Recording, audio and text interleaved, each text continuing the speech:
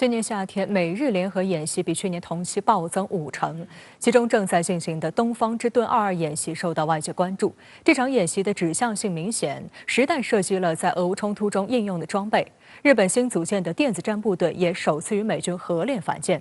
并且美军还夹带私货，首次将多域作战概念应用到东亚，第一次向日本境内派出了多领域特遣队。那么，日本积极配合美国印太战略还有哪些小动作？来看报道。8月27日起，美日联合演习“东方之盾22”一连14天，在日本熊本县大石野原演习场和鹿儿岛县奄美大岛等场地举行，双方共有2100人参演，其中美军700人。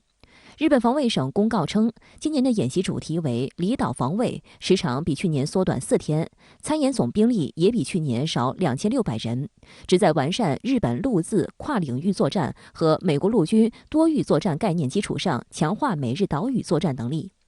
东方之盾系列大规模联演从1985年起每年夏季举行，由日本陆上自卫队和美军太平洋司令部共同主持，旨在提高美日在多领域的联合战术策划水平、协调性和互操作性，包括在太空和网络空间领域。值得注意的是，这次演习期间，美军首次在日本境内实弹发射标枪反坦克导弹，共发射2枚。标枪的正式名称是 FGM-148反坦克导弹，有战车杀手之称，外销版单价约为26万美元。它是一种由步兵携带、扛在肩上发射的反装甲导弹，可在2.5公里外自动追踪毁伤目标。标枪在俄乌冲突中名声大噪，给俄军坦克推进造成较大障碍。值得注意的是，在俄乌冲突中，标枪是乌方指明向美西方获取的数量最多的武器之一，要求每天有500枚的供应。截至8月初，乌方已经接收约1.1万枚标枪，而自1996年量产以来，标枪的总产量也不过4万枚。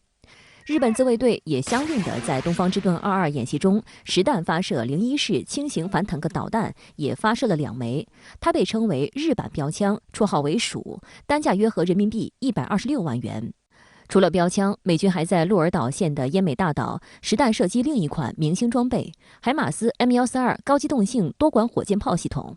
一辆海马斯发射车的体积仅相当于一辆重型卡车，并且可以在发射后立刻撤离到一个秘密的装填地点，在6分钟内完成装填并进行下一次发射。如果要在海马斯发射火箭前将其摧毁，就要在短短10分钟内识别出其位置，并迅速使用武器摧毁。在俄乌冲突中，美方提供的射程为80公里的缩水版海马斯的威力仍不可小觑。仅6月到8月初就摧毁了俄军20多座大型弹药库和指挥所，日方则相应试射12式岸舰导弹。日本防卫省提交的新财年防卫费预算显示，自卫队打算部署超过1000枚12式岸舰导弹的升级款，射程由目前的100公里大幅提升至1000公里，进攻性明显增强。标枪、反坦克导弹，还有这个海马斯火炮，那么这2种武器的话，都是美军的重要的武器，都是美国援助乌克兰的2种武器。所以通过这种新的测试、新的战术、新的作战方式的变化，为乌克兰提供一定的经验。从这点上来讲的话，他测试这2种武器的目的，应该说和这个乌克兰对俄作战是有关联的。东方之盾22有意密集演练在俄乌战场上使用的武器，对抗意味浓厚。不过事实上，美日电子战部队联合反舰演习才是东方之盾22的重头戏。今年3月，日本陆上自卫队重新整合，在九州和冲绳等地新成立电子战部队，编制约180人，司令部位于东京，主要装备是车载网络电子战系统，可干扰敌方无线电波，并建立对潜在对手的信息优势。东方之盾22是日本电子战部队首次参加与美军的联合演习。日本防卫省表示，这次美日电子战部队的演练以反舰能力为主。电子战反舰作战有3种用途：首先，干扰敌方来袭导弹，使其偏离目标；其次，使用红外和雷达对抗措施，以降低美日舰船对敌方雷达和反舰导弹的易损性；最后，干扰敌方通讯数据链，保护美日盟友通讯能力。据日本时报报道，美国陆军首次派遣多领域特遣队抵达日本参演。据美军的设计，多领域特遣队整合了电子战、导弹和网络战等多种任务能力，以实现一体化打击。今年7月，美军就透露，作为太平洋威慑倡议重要组成部分，将在日本部署这一新型部队，以实现前线威慑。分析指出，针对台海的意味浓厚。多领域特遣队起源于美军区域拒止和反介入能力的设想。在和平时期，多领域特遣队以搜集情报为主要任务。在战斗开始时，该部队会通过电子信息战攻击敌方的通信网络，使敌方的指挥控制体系陷入瘫痪，还利用提前截获的情报，用导弹打击敌人的舰船等设施。美国派遣多域特遣部队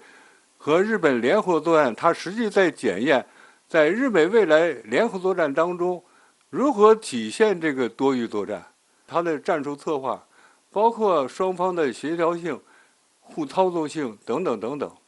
这样呢，一个基本的目的就是打造未来美日联合作战的一个新的模式，给日本陆上自卫队呢也提供了一个新的理念。所以从这点上来讲，这次是这个东方之盾22演习的一个非常突出的变化。据日本防卫省数据，截至8月底，美日今年一共举行51场双边演习，比去年同期的34场增加近50%，比前年则增加1倍。演习地点包括东海、南海和钓鱼岛附近海域。日经亚洲认为，佩洛西窜台引发台海局势紧张，美日演习将更加频密。有日本海上自卫队前幕僚长称，日方透过联合演习可学习美军的最新战术，美方则可评估自卫队的能力。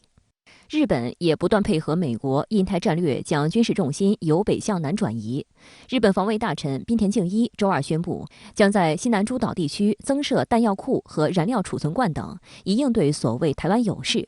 中国外交部此前曾表示，日本历史上发动侵华战争，对台湾进行长达半个世纪的殖民统治，犯下罄竹难书的罪行，对中国人民负有严重历史罪责。台湾是中国的事，不关日本的事。深圳卫视注意到，近年来，日本自卫队不断实施北部军用物资向南投送转移，包括战车、自走榴弹炮等重型装备，运送方式甚至包括征用民用运输船。